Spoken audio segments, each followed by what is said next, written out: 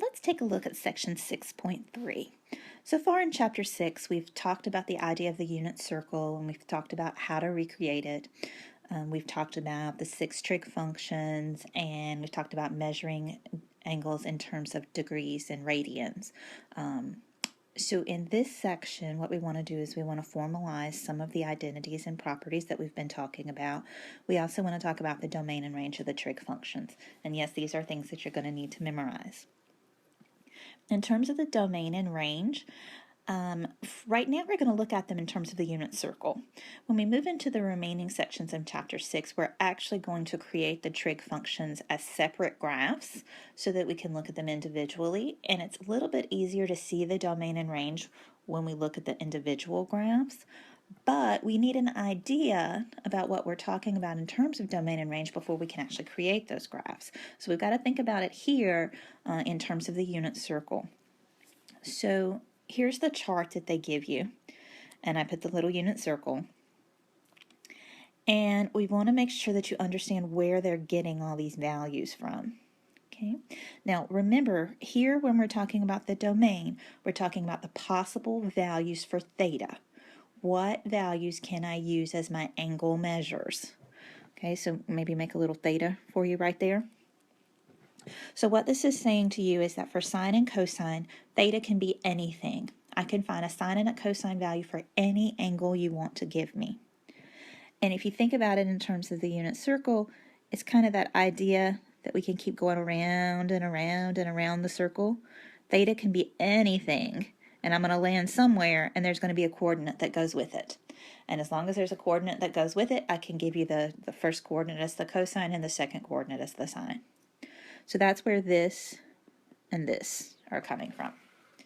Okay. Now, for the cosecant and the secant, those are the reciprocals, right? So does it make sense that I'll say, okay, so in terms of the cosecant, I can use anything for theta, except I better not use any multiples of pi. And why is that? Because at pi, sine is 0. And if cosecant is the reciprocal of the sine, I can't divide by 0, so I better not use any thetas, any angle measures that are going to be multiples of pi, because then that's going to give me division by 0, which is not cool. All right, so all real numbers except integer multiples of pi. So that means it can't be pi, it can't be 2 pi, it can't be 3 pi, it can't be 4 pi, okay, or anything all the way around.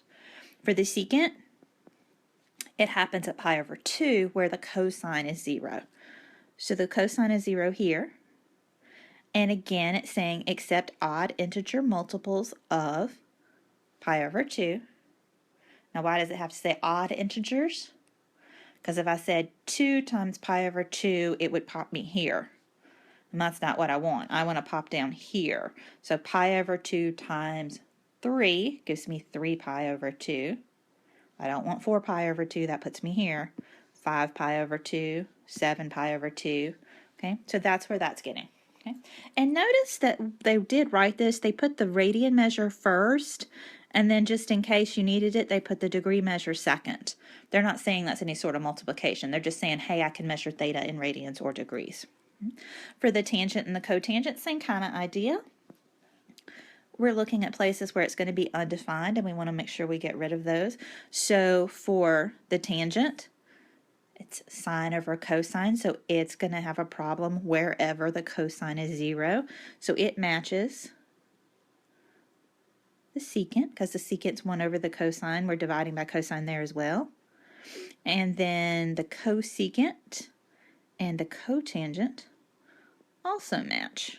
Because again, the cosecant's the reciprocal of the sine, so we don't want any of the theta values that give us a sine value of 0 for either the cotangent or the cosecant. So that's where all of those are coming from. So right now you're kind of memorizing it, you're thinking about the circle, you have to kind of talk yourself through it. Okay. Now for the range values, so once I've said what my theta is going to be, okay, I've decided what my angle measure is. For any angle that is in that domain, what am I going to get back as my function value? Do you see that the sine and the cosine values never get smaller than -1 or bigger than +1. Think back to how we were embedding those triangles into the unit circle. The biggest cosine value you're going to get is 1. All of these points will be less than 1 for their x values. And the smallest it's going to get is -1. Okay. For the sine values, the biggest it's going to get is 1. The smallest it's going to get is -1. Okay. So if the cosine and the sine are between -1 and 1, and the secant and the cosecant are the reciprocals of the sine and the cosine, does it make sense that I would then come here and say, well, if the sine and the cosine are restricted between -1 and 1, then I need to be everywhere else for the secant and the cosecant. So I need to be smaller than -1 or bigger than 1. So that's where that's coming from. For the tangent and the cotangent, it can be anything, because remember, those are the ratios that you're making between the sine and the cosine, and you can get any value. That's where this is all real numbers. Okay, so those are not going to be restricted. All right, so I hope this is helpful. Kind of keep looking at it. All right, so now we did talk a little bit about the quadrants the other day. Remember, we said all scholars take calculus, meaning that in the first quadrant, everything is positive, all 6 of the functions. In the second quadrant, only the sine and the cosecant. In the third quadrant, the tangent and the cotangent. And in the fourth quadrant, the cosine and the secant. Okay, so let's just write them down. So in what quadrant or quadrants is the sine positive? It's positive in the first quadrant and the second quadrant. And then just to make sure that I write all these without making any mistakes, the cosecant has to be positive in the same place. So first and second. Where's the cosine positive? The cosine is positive in the first quadrant and the fourth quadrant. So the secant is as well. Oops. And the tangent is positive in the first quadrant and the third quadrant. So the cotangent is as well. All right, so that's cool. So now what can we do with this? So suppose without your calculator, I ask you to find for me the cosine of 420 degrees. Can you do that? How are you going to approach that? Let's see. Think about, so here's 0. Oops. Oh, where is that? Stop that. Okay, so here's 0. If we go around, that's 360 degrees, right? So how much further have I got to go to get to 420? So 420 minus 360 is 60. Okay. So do you buy that the cosine of 420 degrees will be the same as the cosine of 60 degrees? They're coterminal angles. Okay. So the cosine of 60 degrees we know is 1/2. So the cosine of 420 degrees is also 1/2. We can also do it in terms of radian measures. So suppose I give you the cosecant is 9 pi over 2. I can do the same thing. I can count by, let's count by 1/2, right? So half of pi. So this is pi over 2 here. This is 2 pi. 3 over 2 pi. Whoa. Say that right. 1 over 2. 2 over 2, which is 1. 3 over 2. 4 over 2. 5 over 2. 6 over 2. 7 over 2. 8 over 2. 9 over 2. Keeps wanting to cut and paste, and I want to write. So the cosecant of 9 pi over 2 falls in exactly the same place. It's the same value as the cosecant of pi over 2. So the cosecant's a reciprocal of the sine. The sine is 1. Reciprocal of 1 is 1. So why is this working? It's because it's cyclical. It repeats. Okay, so once you go around the unit circle once, it's just going to keep repeating the same pattern over and over. And so this is what they're telling us here. Okay, so this is just kind of formally writing, hey, it repeats. Notice that for the sine, the cosecant, the cosine, and the secant, you have to go all the way around the unit circle once before it starts repeating. So every multiple, so you go around 2 pi and then 2 pi again. So it's repeating on a 2 pi. Its period is 2 pi. For the tangent and the cotangent, remember it repeats halfway around the unit circle, so its period is pi. So that's sort of how it's written in symbols, basically just to tell you that the coterminal angles, the angles that are multiples of 2 pi for the cosine, the sine, the secant, and the cosecant, that give you the same values as the ones on the unit circle. Same thing for the tangent and the cotangent, they have a period of pi. And this is really useful when you're doing things without calculator, because actually this is much quicker. If I tell you that the cosine of theta is 0.2, and you know that it has a period of 2 pi, well, then you know that going around the circle one more time, it's going to put you right back where you started, and you're going to get the same value for the cosine. And you know that going around the circle twice to get 4 pi, it's going to put you right back where you started. Okay? So really quickly, 0.2 plus 0.2 plus 0.2 is 0.6. Okay? Now, they formalize the reciprocal identities. We've actually been doing this for a while now. Here it is actually written out. Again, formally, that the cosecant's a reciprocal of the sine, the secant's a reciprocal of the cosine, the cotangent's a reciprocal of the tangent, and then writing the tangent as the sine over cosine, and the cotangent as cosine over sine. Now, what you're going to find is that there are so many identities and properties, especially as we get into Chapter 7. You want to figure out which ones you absolutely have to memorize, and then figure out how to recreate the others. For instance, this one is a definite, you got to memorize it.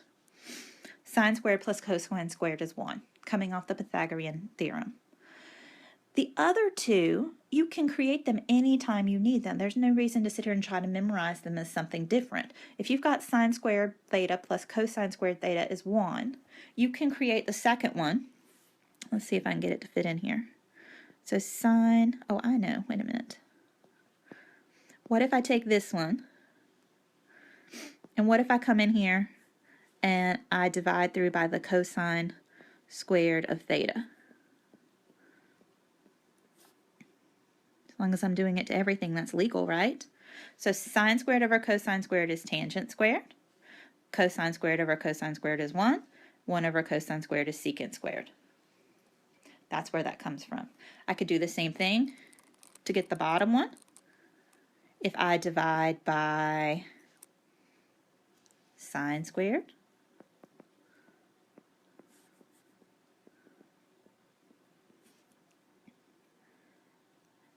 sine squared over sine squared is 1. Cosine squared over sine squared is cotangent squared. And 1 over sine squared is cosecant squared. So you can create the bottom two just by dividing by whichever one you need, either by the sine squared or the cosine squared. So memorize the top one, create the other two if you happen to need them. All right, so suppose I tell you that the sine of theta is root 3 over 2, and the cosine of theta is 1/2. What are the values of remaining trig functions? Okay, can you do that? So sine of theta is root 3 over 2. It's positive, and cosine of theta is 1/2, so we must be in the first quadrant. So it means we don't have to worry about positive and negative values for the rest of the functions. We're all going to be positive. We're in the first quadrant because this value is positive and this value is positive, and the only place the sine and the cosine are positive is in the first quadrant. All right, so if I've got the sine squared of theta, I can immediately get the cosecant of theta. It's a reciprocal. Please don't leave it that way. What is this? 2 root 3 over 3. I can immediately get the secant. It's the reciprocal of the cosine. The reciprocal of 1 over 2 is 2 over 1. I can get the tangent. It's sine over cosine, so watch your fractions. So root 3 over 2 over 1/2. Are you getting good at them? Do you see the 2's are going to cancel out? Do you see that this is the same thing as root 3 over 2 times 2 over 1, which gives me root 3? For the cotangent of theta, it's 1/2 over root 3 over 2, which is 1 over root of 3, which I could have gotten from my tangent value right above. And I'm going to, again, clean it up. This is root 3 over 3. So, playing with the reciprocal identities. Right. How about this one? This one's not quite as straightforward, right? So, given the sine of theta is 5 over 13, and theta is between 90 degrees and 180 degrees, can you find the value of the remaining trig functions? Now, whenever they only give you the one trig function and then they give you some sort of condition beside it, make sure that you say to yourself, all right, that's positive. Where's the sign? Where can the sign be positive? Only in the first quadrant or the second quadrant. Then you look over here at this condition. Well, they tell you theta is between 90 degrees and 180 degrees. So what quadrant are we in? You see that we have to be in quadrant 2? All right, so if theta is in quadrant 2, when you write out these answers, think about it. The sine will be positive, the cosecant will be positive, but all the other trig functions are negative in the second quadrant. So make sure when you start, you write down up at the top, this is quadrant 2, so that when you write down these 6 answers, you make sure you get your signs right. Okay. So once you've kind of figured that out, all right, so we've got the sine. So we've got the sine, we've got the cosecant. That's 13 over 5. All right, but we've got to have the cosine if we're going to get any of the other stuff. So this is where that Pythagorean identity comes in. So sine squared of theta plus cosine squared of theta equals 1. I know that the sine is 5 over 13. And I'm just going to solve for the cosine squared of theta. Okay? So 5 over 13 squared is 25 over 169 plus cosine squared of theta equals 1. Subtract the 25 over 169, and again, do this without your calculator. We're STEM majors. You can do this, okay? So 169 over 169 minus 25 over 169 is 144 over 169. You're going to take the square root of both sides. You get the cosine of theta is, what is that? 12 over 13. And usually when we take the square root of both sides, we put plus or minus on our answer. But we remember that this is in quadrant 2, so cosine is negative. So we need cosine of theta is negative 12 over 13. I'll put that in my list. And then I can put my secant of theta right below it, negative 13 over 12.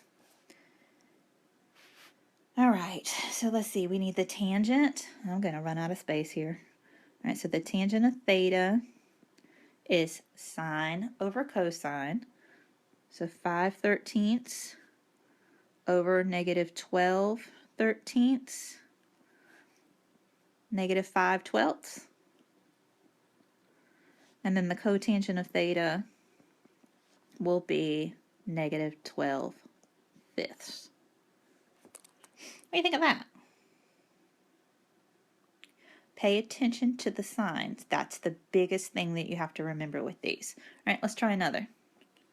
Suppose I tell you that the cosine of theta is negative 1/4 and the tangent of theta is greater than 0. So if the tangent, so if the cosine is negative, the cosine is negative in quadrants 2 and 3. But I also have to have the tangent of theta being positive. So the only place this can happen is in quadrant 3. Okay, so final answer, quadrant 3. Tangent will be positive, cotangent will be positive, the rest of them have to be negative. Okay, so if I've got the cosine, I've got the secant, negative 1 over 4, if you flip it, becomes negative 4. I can't get any of the rest of them until I have the sine, so again, go back to my little Pythagorean identity.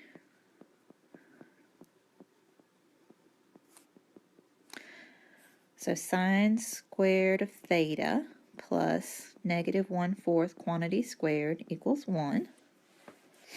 Sine squared of theta plus 1 over 16 equals 1.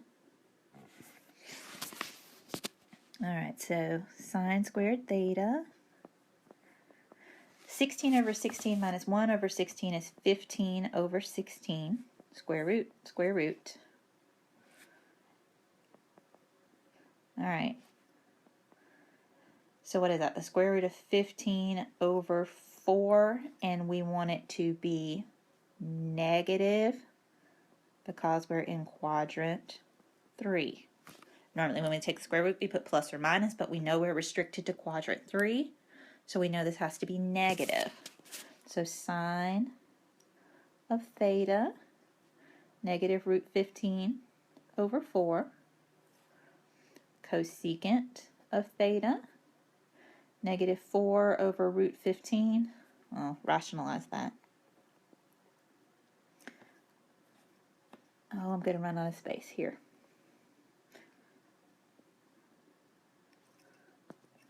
So negative 4 over root of 15 times root of 15 over root of 15.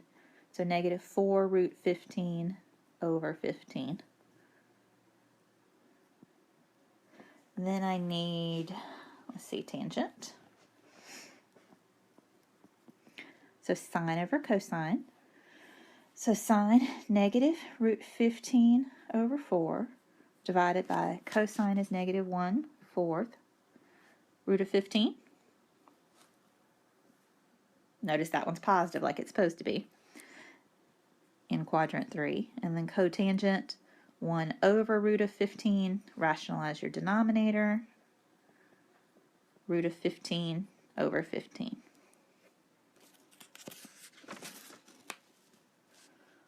All right, let's see, what else do we have? Can you do this one? Again, you're playing with out of the calculator, so you got to think. You got to use your identities. Let's see. Cotangent of 20 degrees minus cosine of 20 degrees over sine of 20 degrees. Try to rewrite it to make things match or to make it so you have reciprocal identities. Let's see. I can rewrite the cosine over the sine. Cosine of 20 degrees over the sine of 20 degrees is the cotangent of 20 degrees. So whatever that is, it's going to be the same value minus the same value. That's 0. How about this one? Can you do it again? Oh boy.